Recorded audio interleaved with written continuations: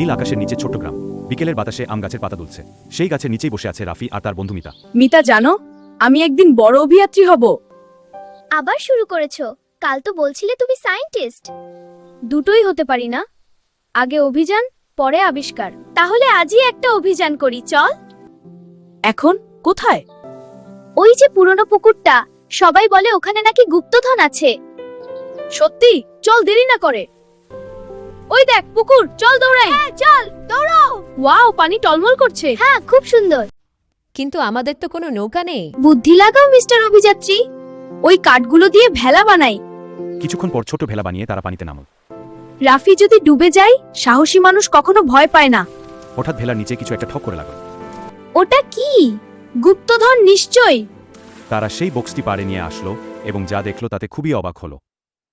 বাক্স খুলতেই ভেতরে কিছু পুরনো কয়েন আর একটা চিঠি পেল। লেখা আছে, সাহসীদের জন্য উপহার। বন্ধুরা, এমন আরও ভিডিও পেতে আমাদের সাবস্ক্রাইব করতে ভুলো না কিন্তু। সামনে এই গল্পের দ্বিতীয় পর্ব আসছে।